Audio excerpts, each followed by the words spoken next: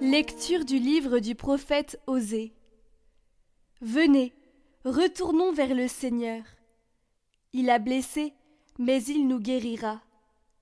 Il a frappé, mais il nous soignera. Après 2 jours, il nous rendra la vie. Il nous relèvera le 3e jour. Alors nous vivrons devant sa face. Efforçons-nous de connaître le Seigneur. Son lever est aussi sûr que l'aurore. Il nous viendra comme la pluie, l'ondée qui arrose la terre. Que ferai-je de toi, Ephraïm? Que ferai-je de toi, Juda? Votre fidélité, une brume du matin, une rosée d'aurore qui s'en va. Voilà pourquoi j'ai frappé par mes prophètes, donné la mort par les paroles de ma bouche. Mon jugement jaillit comme la lumière. Je veux la fidélité, non le sacrifice, la connaissance de Dieu plus que les holocaustes.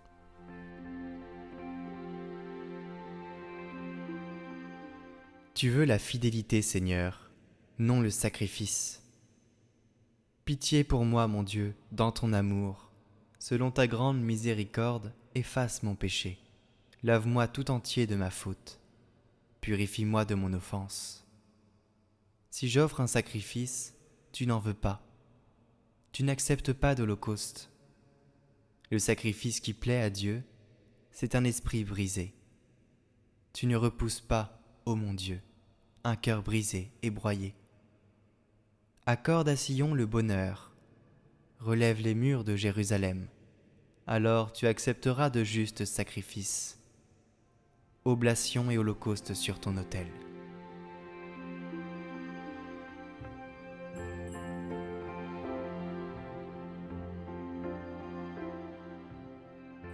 Évangile de Jésus-Christ selon saint Luc. En ce temps-là, à l'adresse de certains qui étaient convaincus d'être justes et qui méprisaient les autres, Jésus dit la parabole que voici. 2 hommes montèrent au temple pour prier. L'un était pharisien et l'autre publicain, c'est-à-dire un collecteur d'impôts. Le pharisien se tenait debout et priait en lui-même. « Mon Dieu, je te rends grâce parce que je ne suis pas comme les autres hommes. Ils sont voleurs, injustes, adultères, ou encore comme ce publicain.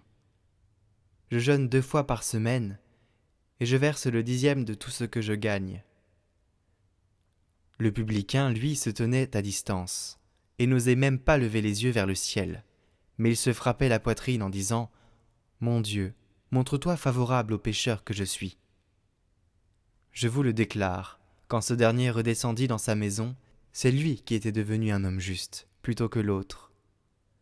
Qui s'élève sera abaissé, qui s'abaisse sera élevé.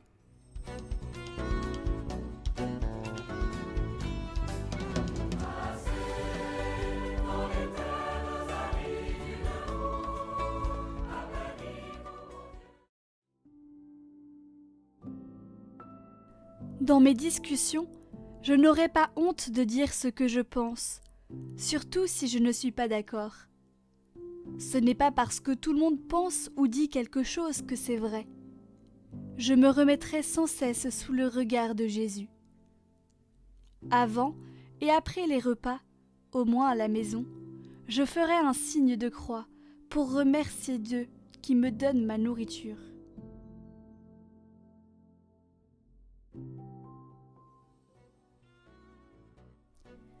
Que ferait Jésus à ma place?